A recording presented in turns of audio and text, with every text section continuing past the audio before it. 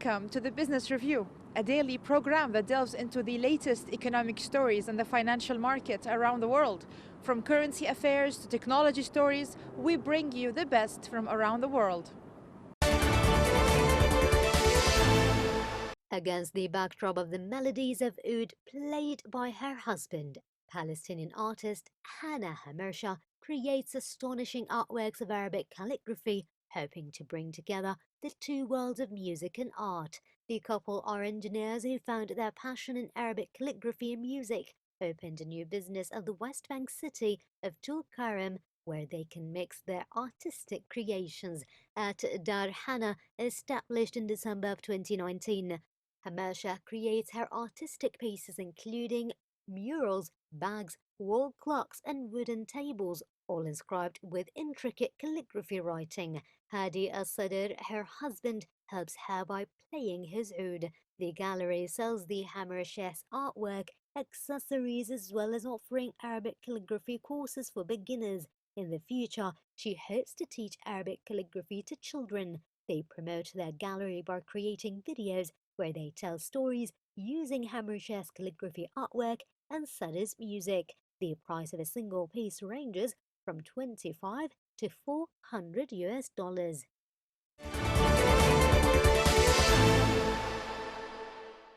The China-US Phase 1 Economic and Trade Agreement took effect despite the outbreak of the novel coronavirus pneumonia in China. It means some of the tariffs the two countries imposed upon one another will be either reduced or lifted. However, the virus means there will likely be an extra hurdle for some importers and exporters.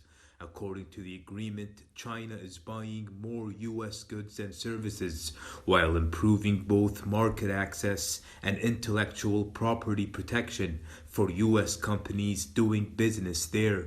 In exchange, the United States is reducing and lifting some of the tariffs, effectively taxing the entire volume of Chinese imports into the US. But there's a huge caveat.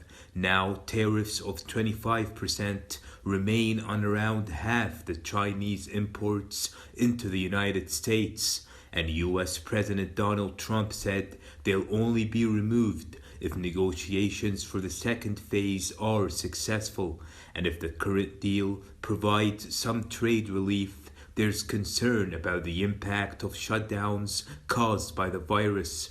While China acknowledged any economic impact would spill over to other countries, it said enough is being done to minimize the fallout.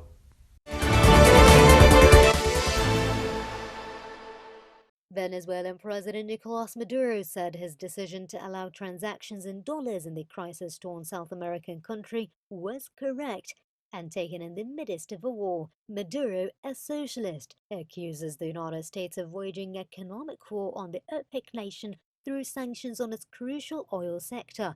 The economy is in its sixth year of recession, marked by hyperinflation, shortages of basic goods, and the immigration of millions of Venezuelans.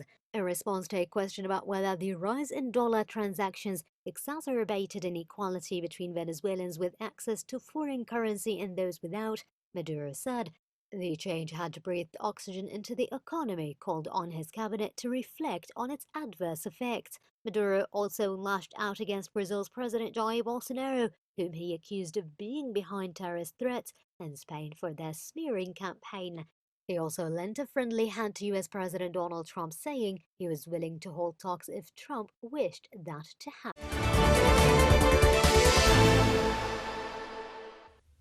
China's Foreign Minister Wang Yi said that he did not understand why the United States was using its power and trying to get its allies to attack a private company like China's Huawei.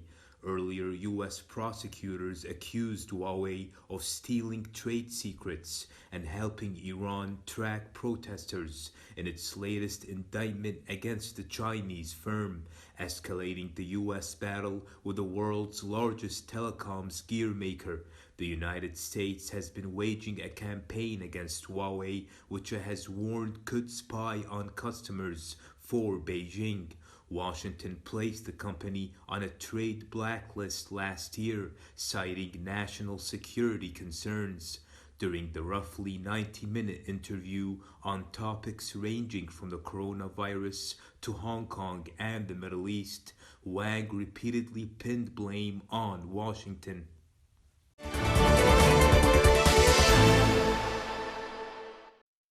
Qin Gang, China's Vice Minister of Foreign Affairs, said China is confident the coronavirus epidemic will be over soon and that the impact will be only temporary on its economy, which will rebound strongly. Gang said at the Munich Security Conference, when the epidemic is over, the subdued consumer demand will be released rapidly and the economy will rebound strongly. China is struggling to get the world's second largest economy back to work after an extended Lunar New Year holiday, with the central bank pledging to support companies. But travel bans and quarantine orders are frustrating business as usual.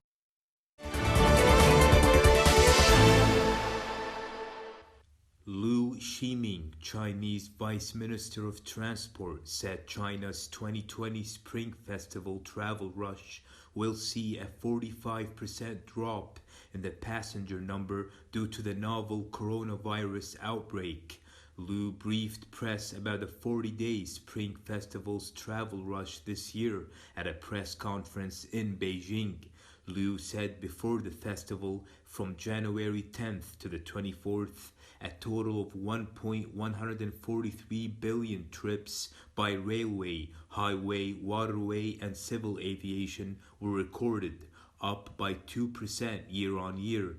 The daily average was 76.22 million, and the peak on January 22nd, 3 days before the festival, saw 84.53 million trips, up by 2% and 1.2% year on year respectively.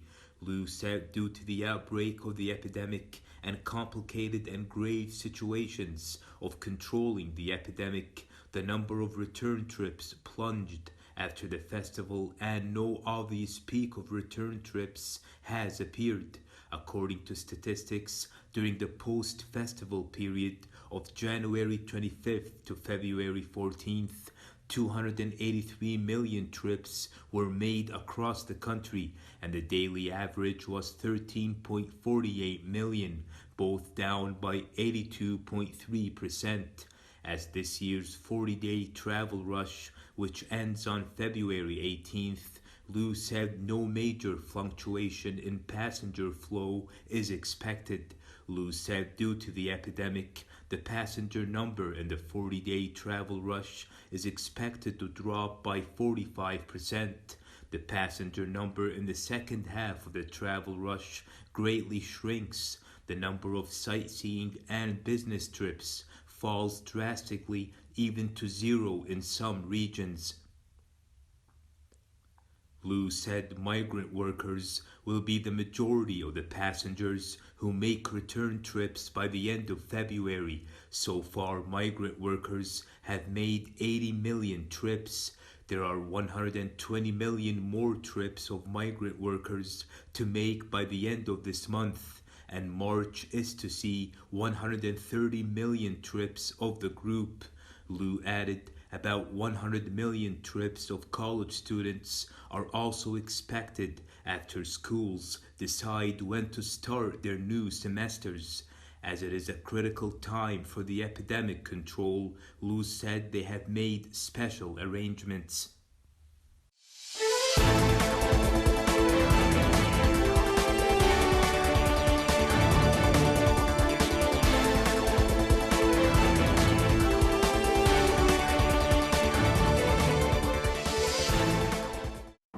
This has been the Business Review, your daily dose of economy and technology stories around the globe. Tune in next time for more up-to-date developments in the financial market. This is Farah Al Hashim reporting from Paris for KTV2 for the program The Business Review.